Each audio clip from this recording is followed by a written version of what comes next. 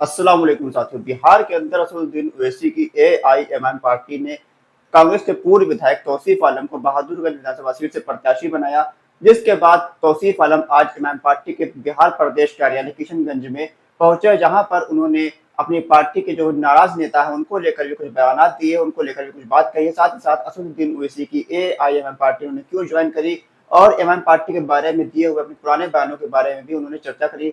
Media से कुछ सवाल जवाब किए उन्होंने। आज हम सुनते हैं असदुद्दीन ओवैसी के प्रत्याशी तौसीफ आलम का ये बयान। देखिए, हमने बहुत सोच समझ करके ये आईएम का दामन थामा है। देश का जो हालात है, ये काला कानून हम लोग के माथे पर थोपा गया है। हम लोग ये काला कानून कभी भी स्वीकार नहीं कर सकते, क्योंकि हमारे ये काला कानून अगर स्वीकृत हो जाता है, पास तो ही गया है, लेकिन हमारा जो आशा है अभी सुप्रीम कोर्ट पर है।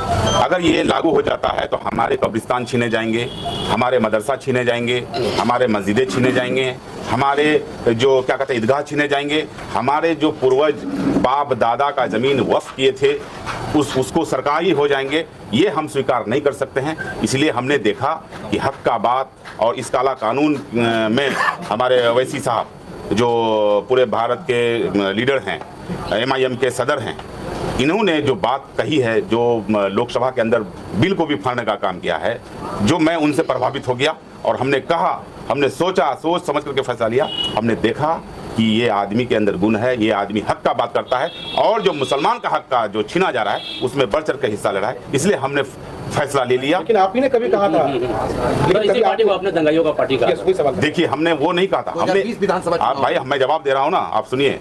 मैंने कहा था कि जो भी मुसलमान हिंदू करता है वो दंगाई पार्टी है, ठीक है। बीजेपी करता है, आरएसएस, बजरंग दल सबके इशारे पर काम करता है। आपने उदाहरण दोनों में दिया था, एक तरफ बीजेपी। आप सुनने में गलत हो गया होगा। हम लोगों के पास अभी भी नहीं, हम आपको बोल रहे हैं कि हम एमआईएम से प्रभावित हो गया। आप मेरा हक का बात करेंगे तो मैं उनके साथ रहूंगा। अब मेरा हक छीना जाएगा, मैं चुप रहूं, ऐसा नहीं होगा। क्या तौसीफ साहब को चुनाव लड़ना है, इसलिए अपनी आइडियोलॉजी को बदल लिए? चुनाव में आज थोड़े लड़ रहा हूं भाई जान, चुनाव तो लड़ना ही है। मैं तो फर्स्ट बार निर्दलीय भी जीता था।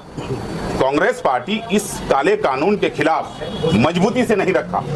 कांग्रेस पार्टी हमारा मुसलमान वोट को वोट बैंक समझता है, लेकिन जहां मुसलमानों का हक छीना जाता है वहां कभी भी बोलने का काम नहीं करता है। इसीलिए मैंने प्रभावित हुआ। और मैं पूरे जैसे हम अख्तर साहब भी लगे हुए हैं, ओवैसी साहब भी पूरा लगे हुए हैं इस काला कानून के खिलाफ।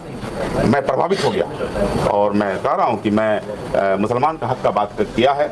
ओवैसी साहब का मैं शुक्रगुजार हूं, अख्तर साहब का मैं शुक्रगुजार हूं, जो आपने ये जो काला कानून मुसलमानों के माथे में थोपा गया, इसके विरोध में आपने सड़क से ने सदन तक उठाया, इसके लिए मैं शुक्रगुजार। सर, कुछ लोग नाराज हैं, कैसे मनाएंगे? देखिए भाई, नाराजगी तो सब में होता है। आप 10 आदमी टिकट का दावेदार है, पार्टी टिकट एक ही आदमी को देगा, 9 आदमी तो स्वाभाविक है नाराज है। अब है कि हमने उसके पास जाएंगे, हमने अपना बात रखेंगे। अब पार्टी का डिसिप्लिन भी होता है ना, पार्टी अगर फैसला लेता है तो उसको मानना चाहिए। लेकिन जिस ओवैसी साहब ने 2020 में पानी की फिक्र तौसीफ साहब के खिलाफ एक मुहिम चलाई थी, अब हम कैसे भरोसा करेंगे ओवैसी पर? नहीं, देखिए, वो अपना बात रखा था, ओवैसी साहब अपना बात रखा था, हम भी कुछ कहे थे, हम भी अपना बात रखे थे। जनता ने उसका बात को पसंद किया, हमारा बात को नहीं पसंद किया। तो जनता जो बात पसंद करे उसको स्वीकार करना चाहिए। क्योंकि सर, एक सवाल मेरी तरफ से भी है, लोग इस बात को बर्दाश्त नहीं कर पाते हैं कि तौसीफ साहब का पिछला 17, 18, 20 सालों का करियर रहा है, जो कांग्रेस पार्टी में मजबूती के साथ रहा है। एमआईएम पार्टी में जीतने के बाद आप रहेंगे, लोग मतलब इस बात को हजम नहीं कर पा रहे हैं। आप यहाँ से घर जा पाएंगे? ये तो सर मौत की बात हो गई। तो उम्मीद पर दुनिया कायम है, दुनिया उम्मीद पर कायम है। कोई नहीं कह सकता है कि हम मेरा जो हयात है, हम सांस छोड़ रहे हैं, ले पाएंगे कि नहीं पाएंगे। आप उम्मीद पर दुनिया छोड़ दिए, उम्मीद पर दुनिया कायम है। सर, पार्टी बदले, विधानसभा ही बदलेंगे क्या? नहीं, हम बहादुरगंज से ही लड़ेंगे और इंशाल्लाह सदर साहब भी घोषणा किए हैं, अख्तर साहब भी। मैं तो शुक्रगुजार हूं अख्तर साहब का और सदर साहब का, जो आपने मुझे जगह दिया पार्टी में।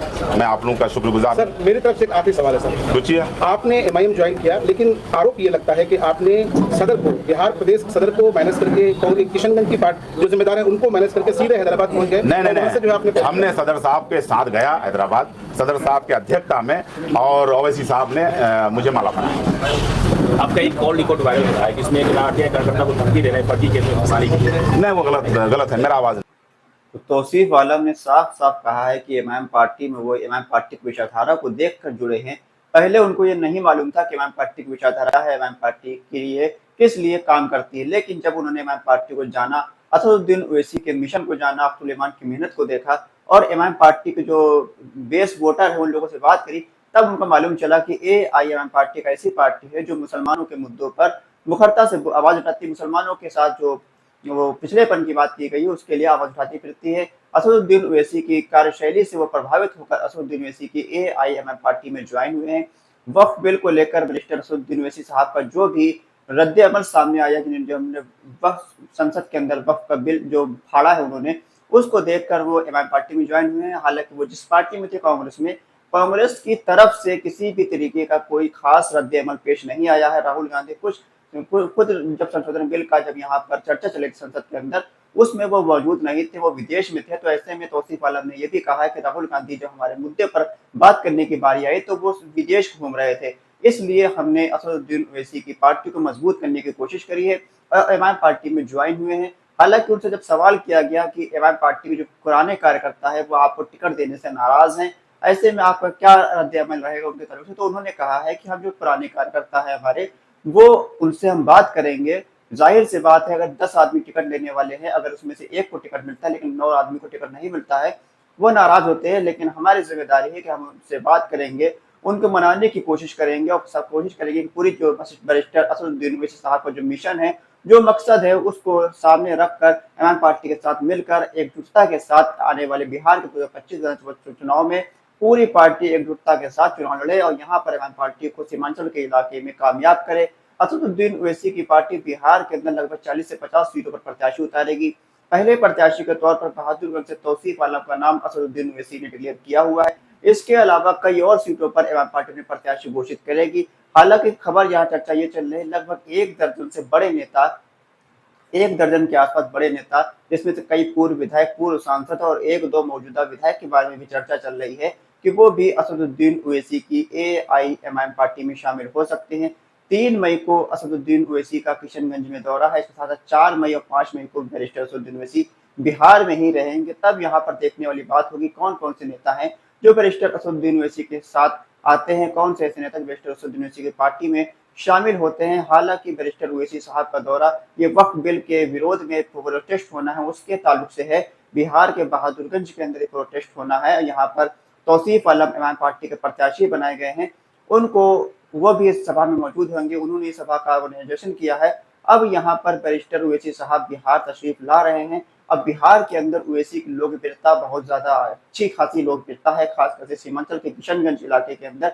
जब भी बैरिस्टर असदुद्दीन ओवैसी किशनगंज जाते हैं तो उनको सुनने के लिए, उनको देखने के लिए लाखों का मजमा इकट्ठा हो जाता है। अब 3 मई को जो यहाँ पर जनसभा होनी है, जो यहाँ पर बैरिस्टर ओवैसी साहब की सभा होगी, उसमें देखने वाली बात होगी कितनी बड़ी तादाद में यहाँ पर एमआईएम पार्टी के चाहने वाले, बैरिस्टर ओवैसी साहब के चाहने वाले बिहार के किशनगंज के बहादुरगंज के अंदर सभा के अंदर पहुंचते हैं।